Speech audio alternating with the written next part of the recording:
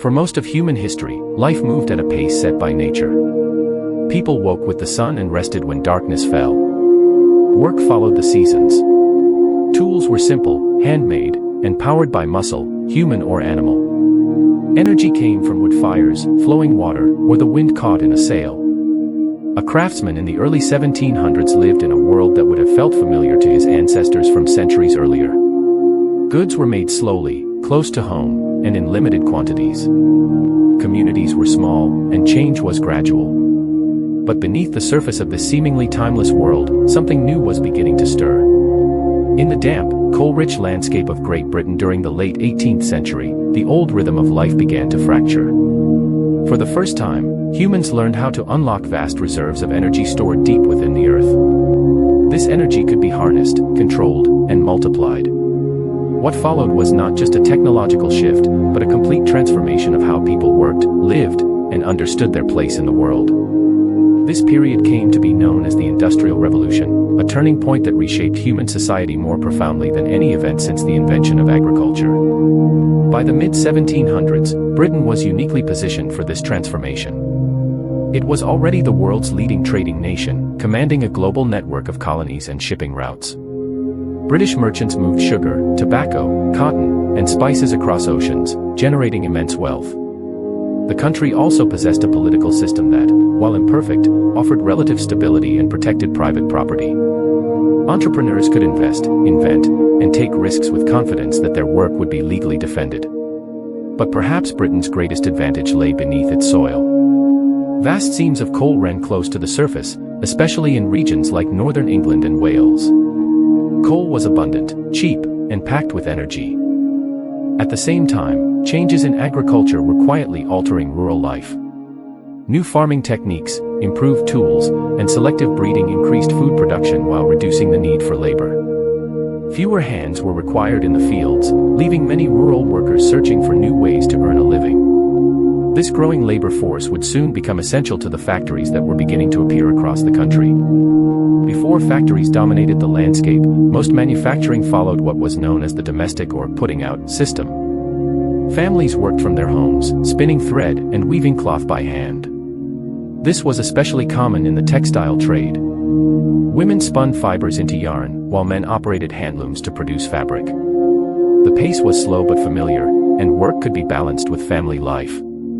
Yet demand for cloth was rising rapidly, both at home and across Britain's expanding empire. Traditional methods simply could not keep up. The pressure to produce more, faster, and cheaper drove a wave of innovation. In 1733, a simple invention known as the flying shuttle allowed a single weaver to double his output. But this breakthrough exposed a new problem. Yarn production could not match the increased speed of weaving. The imbalance created a bottleneck that demanded further invention. Over the following decades, a series of machines transformed spinning from a manual craft into a mechanized process. Devices like the spinning jenny and the water-powered frame allowed one worker to spin multiple threads at once. These machines were larger, more complex, and increasingly impractical for use in small cottages. Production began to move out of homes and into centralized buildings designed to house machines and workers together. The factory was born. Early mills were often built beside rivers, using water wheels to power their machinery. Inside, rows of spinning frames and looms operated continuously, turning raw cotton into thread and cloth at unprecedented speed. The results were dramatic. Textile production soared, prices fell, and British fabric flooded global markets. Entire towns transformed into industrial centers almost overnight. One of the most striking examples was Manchester. Once a modest market town, it grew into a vast industrial city filled with mills, warehouses, and smoking chimneys. The air was thick with soot, and the constant clatter of machinery echoed through the streets. This rapid growth brought wealth and opportunity, but it also carried a heavy human cost. As factories multiplied, so did the demand for fuel. Coal became the lifeblood of the new industrial economy, powering machines, heating furnaces, and driving engines. Mines were dug deeper to reach new seams, but they faced a constant enemy: water. Flooded shafts threatened to halt production, and existing pumps were too weak to cope. The need to remove water from mines led to one of the most important inventions of the age, the steam engine. Early steam engines were massive, inefficient machines designed primarily to pump water. They consumed enormous amounts of coal, but in mining regions, fuel was cheap enough that efficiency hardly mattered.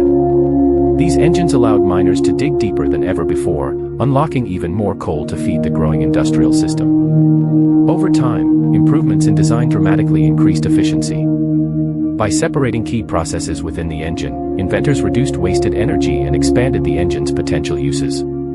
Steam power soon escaped the confines of the mine. Factories no longer needed to sit beside rivers. They could be built wherever labor and materials were available. Steam engines drove looms, hammers, and pumps. They powered blast furnaces and rolling mills, transforming iron production. For the first time, human industry was no longer bound by geography or natural cycles. Work could continue day and night, regardless of weather or season. Iron became the backbone of the industrial world. New methods allowed it to be produced in greater quantities and at lower cost. Iron rails stretched across the countryside. Bridges spanned rivers with a strength never before possible. Machines grew larger, faster, and more powerful. But ironworking was brutal labor. Workers endured extreme heat, toxic fumes, and relentless physical strain. Many did not live long enough to enjoy the world their labor was building. As factories and mines expanded, people flooded into industrial towns in search of wages. Urban populations exploded at a pace no city was prepared to handle. Housing was scarce, poorly built, and overcrowded. Entire families lived in single rooms. Clean water was difficult to obtain, and waste often flowed through open drains. Disease spread quickly. Epidemics of cholera and typhoid claimed thousands of lives, particularly among children. In some neighborhoods, childhood mortality was heartbreakingly high. Life inside the factories was harsh and disciplined. Work was governed by the clock, not the sun. Shifts stretched 12 or more hours, 6 days a week. The noise was deafening, the air thick with dust and fibers.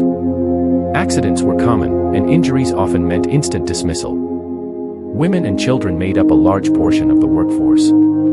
Children were especially vulnerable, crawling beneath machines or squeezing into tight spaces to perform dangerous tasks. Their labor was cheap, and their suffering largely invisible to those who profited from it. Yet even amid these conditions, the industrial world continued to expand. New systems of transport reshaped the landscape.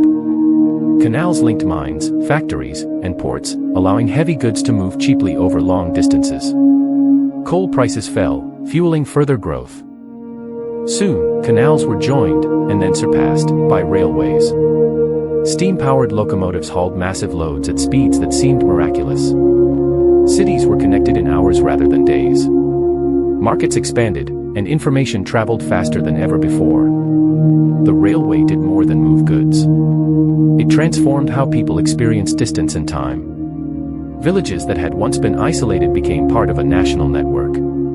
Standardized timetables synchronized daily life. The world felt smaller, faster, and more tightly connected.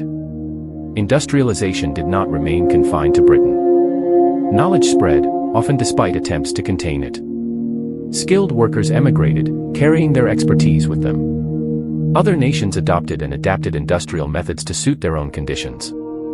In parts of Europe, factories rose along coalfields and rivers. Across the Atlantic, the United States embraced mechanization and added its own innovations, including the use of interchangeable parts. Production became even more standardized, laying the groundwork for mass manufacturing. In East Asia, industrialization arrived through deliberate national effort. Governments invested in infrastructure, education, and industry, determined to avoid falling behind.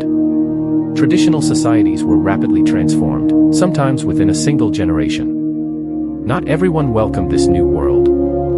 For many skilled artisans, machines represented ruin rather than progress. Trades that had taken years to master were suddenly obsolete.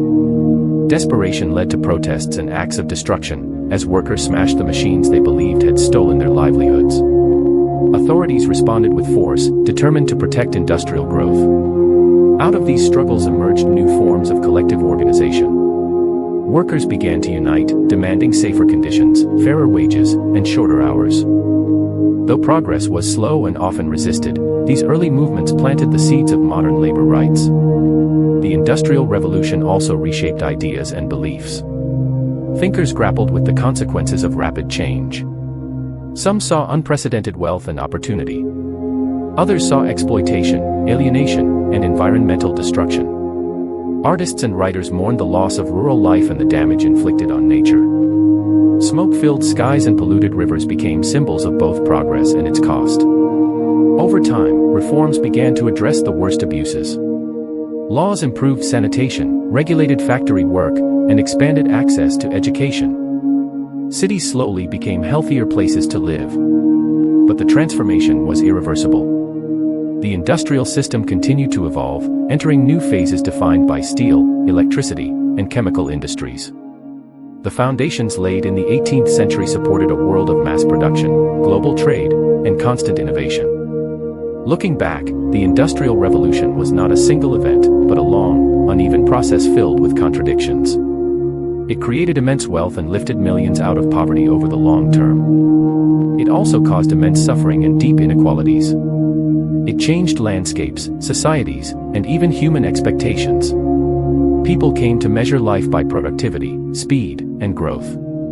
The world we inhabit today, its cities, technologies, and rhythms, was shaped in those smoky factories and crowded streets. The choices made during that era continue to echo through modern debates about work, progress, and the environment.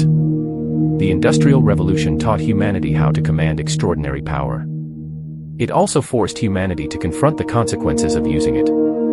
In many ways, we are still living in its aftermath. The machines have changed, and the fuels have diversified, but the fundamental questions remain. How should we balance innovation with human well-being? How much of the natural world are we willing to sacrifice for